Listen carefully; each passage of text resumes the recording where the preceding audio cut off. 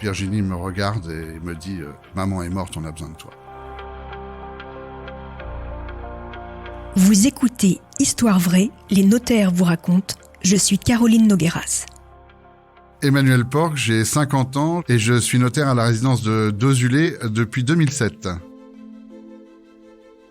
C'est l'histoire de mon premier dossier de succession quand j'ai prêté serment en qualité de notaire. Du jour au lendemain, vous devenez notaire, vous voilà en responsabilité. Alors c'est un peu fanfaron que je déboule le lendemain littéralement dans la salle d'attente. Et là, je vois Stéphane et Virginie, que je connais depuis assez longtemps pour être des gens de mon village de bord de mer, justement. Et particulièrement Stéphane, qui anime une merveilleuse boutique assez vintage de souvenirs et d'articles de plage, comme on voit dans ces stations balnéaires bien connues. Je rentre et puis je leur dis, alors, ça va les amis, la forme ? Et là, Virginie me regarde et me dit « Non, ça ne va pas du tout. Maman est morte, on a besoin de toi. » Évidemment, je reprends de suite mes esprits et je les conduis vers le bureau. Ils s'assoient et puis je les observe, alors très très inquiets, blêmes. Ils n'ont pas dormi de la nuit. Malheureusement, leur maman s'est éteinte après avoir déclaré un cancer qui l'a emporté en 3 mois. Je ne comprends pas trop qu'ils ne prennent pas le temps du deuil et j'essaye de les rassurer en disant écoutez, il n'y a pas de presse, on se reverra pour tout ce qui est administratif. Virginie me regarde avec insistance et me dit non, on veut savoir tout de suite, on est très inquiets. Alors je leur explique, écoutez, de toute façon, ouvrir une succession, d'abord, c'est gérer la succession à l'égard des tiers, c'est-à-dire qu'il va falloir qu'on détermine le patrimoine de la défunte, qu'on regarde sa valorisation et qu'on fasse une déclaration de succession à l'administration fiscale et payer les éventuels droits dans les 6 mois. Ah bon ? Parce que ça va coûter des sous. Je dis oui, parce que comme tu le sais Virginie, et peut-être que Stéphane le découvre, la boutique appartient à votre maman. Je vois Stéphane taiseux dans son coin, finalement lever son nez au bout de quelques minutes en disant de toute façon c'est ma boutique, moi c'est ma boutique. Et Virginie me redire mais moi je suis d'accord, et puis maman l'a dit, elle l'a toujours dit que c'était sa boutique, et elle l'a même redit cette nuit devant témoin, la voisine était là. Je me permets de leur indiquer que c'est pas aussi simple et qu'il faudrait que leur maman ait écrit un testament, puisque en droit français, on connaît la validité d'un testament écrit. Alors je leur demande, mais votre maman, elle a bien laissé un papier, un courrier, une correspondance, elle a bien écrit quelque part que de toute façon, elle voulait que la boutique soit à Stéphane et pas à Virginie. Ah oui, peut-être, on sait pas, mais enfin en tout cas, moi, Virginie, je veux que la boutique revienne à Stéphane.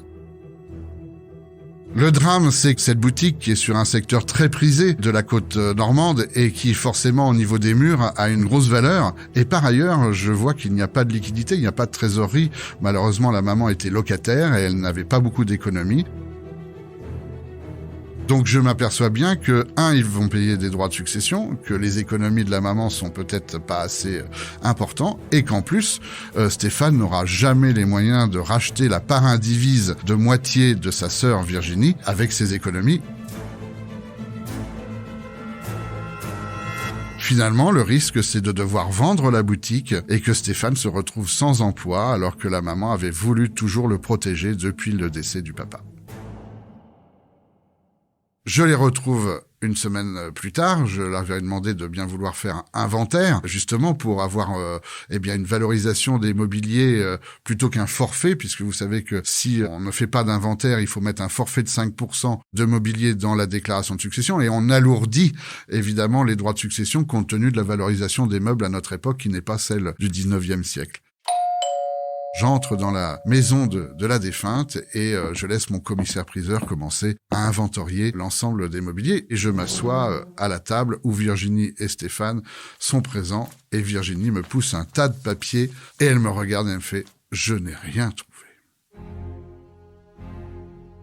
Pas de testament. Donc là, évidemment, on est sur une impasse quelque part et je me dis vraiment là, comment je vais faire ? Je reviens à mes études, à mon droit de la famille, et la semaine d'après, je me mets 2 heures de réservation sur mon agenda et je passe devant le bureau de mon associé de 30 ans, mon aîné, qui est dans son bureau, et je lui raconte toute l'histoire. Elle me regarde et me fait « Mais votre dossier, il sent le legs verbal à plein nez ».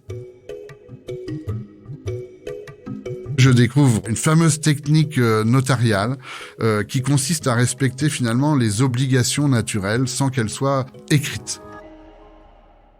Finalement, on reconnaît dans un document appelé délivrance de legs verbal, avec signature de l'ensemble des héritiers et consentement de l'ensemble des héritiers, que la défunte, au soir de son décès, n'avait pas eu le temps de convoquer un notaire ou de prendre un papier et d'écrire noir sur blanc, et qu'elle avait indiqué qu'elle souhaitait que tel ou tel objet ou telle part de la succession aille à tel ou tel héritier.